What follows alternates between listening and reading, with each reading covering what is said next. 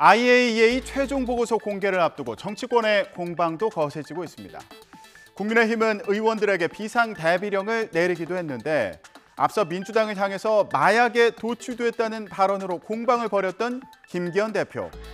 이번엔 후쿠시마 오염수 방류를 비판하면서 장외 집회를 이어가는 민주당을 향해 괴담 마약에 중독됐다며 비판했습니다.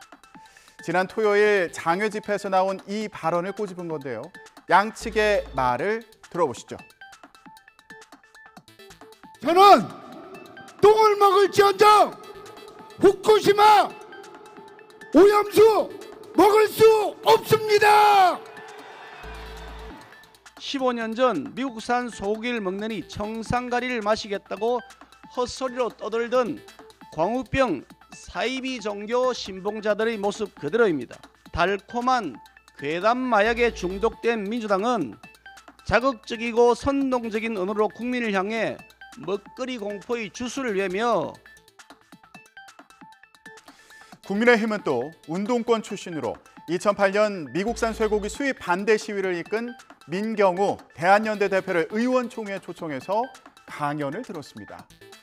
민 대표는 오염수 반대가 결국 정권 흔들기로 이어질 거라고 지적했습니다. 선거 불복 이게 광우병과 후쿠시마에 흐르는 가장 강력한 정치적 동기라고 생각합니다. 후쿠시마 1년 후가 되면 다 잊혀질 겁니다. 뭐만 남냐면 윤석열 탄핵 퇴진만 남겠죠. 국민의힘은 동시에 상임위별로 릴레이 횟집 회식도 이어갔습니다. 이번에는 국민의힘 소속 과방위원들이 노량진 수산시장을 찾았는데요. 여러분들 힘내시고 정부가 좀 더 국민들을 설득하고 또 과학적으로 잘 설명을 해야 되겠다는 생각이 들고, 그리고 그 차원에서도 IAEA 검증 보고서가 나오면 그것을 국민에 잘 설득할 수 있는, 설명할 수 있는 그런 장을 꼭 빠른 시간 내에 만들겠습니다. 당정 역시 IAEA 보고서의 주요 내용을 신속하게 파악해서 설명하겠다고 밝혔는데요. 국민이 안심할 때까지 후쿠시마 수산물은 수입하지 않을 거라고 강조했습니다. 방류가 안전하다는 IAEA 보고서가 나올 경우에 그 이후에 일본이 그 금지 철폐를 요구했을 때 좀 어떻게 대응할 수 있을지가 좀 궁금하거든요. 정부 차원에서 종합적으로 정리해서 발표하는 게 좋다고 생각을 합니다. 다만 당의 입장에서는 기간에 제한 없이 우리 국민들이 안심할 때까지 후쿠시마산 수산물 수입은 금지될 것이라고 믿어도 좋습니다. 그래서 10년, 20년, 30년, 50년, 100년 그 기간이 중요한 것이 아니라 정부 차원에서는 국민들의 먹거리와 관련돼서는 어떠한 불안한 일도 있어서는 안 된다는 확실한 생각을 가지고 대비할 겁니다. 정부 1일 브리핑에서도 오염수가 방류되면 일본산 수산물을 수입할 수밖에 없을 거라는 주장은 절대 사실이 아니라고 밝혔습니다. 일본산 수산물 수입 비자 조치는 11년도에 원전 사고 이후 아무런 통제 없이 흘러나온 방사성 물질에 대한 우려 때문이고, 일본 정부가 1년의 과정을 거쳐 실행하려는 이번 오염수 방류와는 전혀 별개의 사안입니다.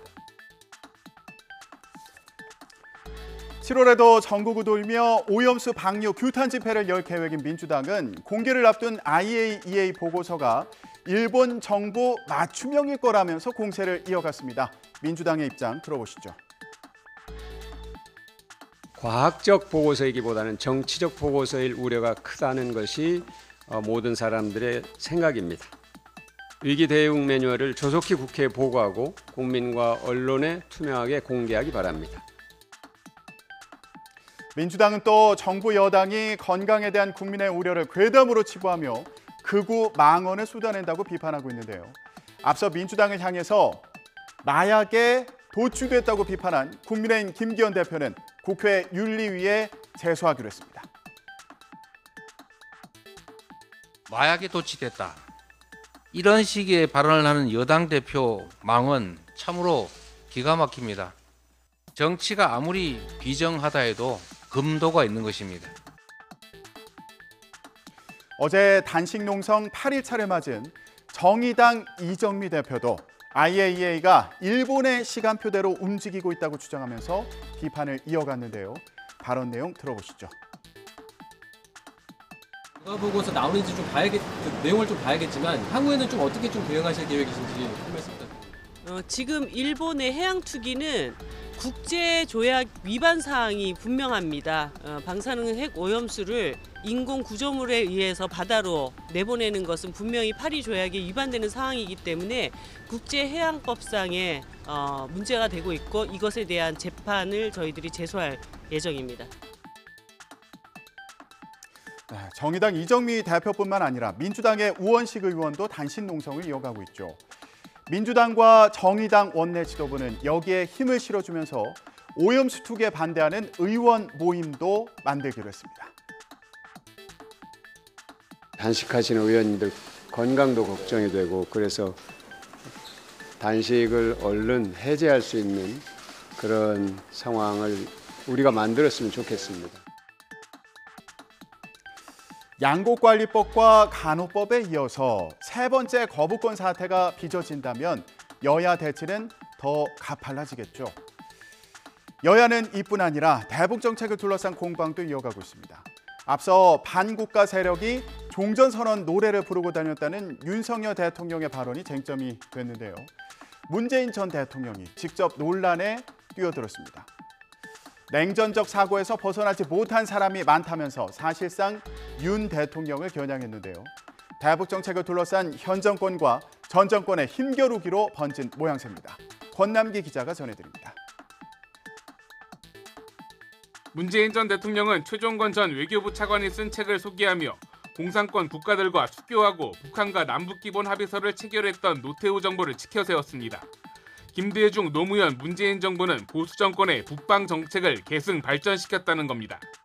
이어 전쟁을 겪은 우리만큼 평화가 절실한 나라는 없다며 아직도 냉전적 사고에서 헤어나오지 못한 사람들이 많다고 꼬집었습니다. 윤석열 대통령을 직접 거론하진 않았지만 현 정부와 여권의 대북 강경책에 날을 세운 것이란 해석이 나왔습니다. 앞서 윤 대통령은 대북 강경파로 꼽히는 김영호 교수를 통일부 장관 후보자로 지명하고 교류 협력에 방점을 찍어온 통일부 역할에도 변화가 필요하다고 강조했는데요. 윤 대통령은 여기에 더해 통일부 등 4개 부처를 이념 부처라고 언급하며 고강도 인적 쇄신을 예고했습니다. 윤 대통령은 어제 신임 차관들에게 임명장을 주며 이권 카르텔에 맞서서 싸워달라고 주문했는데요. 이 자리에서 최근 정치 성향에 따라 움직이는 부처가 있다며 통일부와 교육부, 또 환경부와 문화체육관광부를 콕 찍어서 지적했다는 겁니다. 윤 대통령은 그러면서 신임 차관들에게 인사평가의 중요성을 강조했는데요. 이 4개 부처 가운데 3개 부처 차관이 이번에 교체된 만큼 고강도 인적 쇄신이 이어질 거라는 관측이 나오고 있습니다. 지금까지 전국 브리핑이었습니다.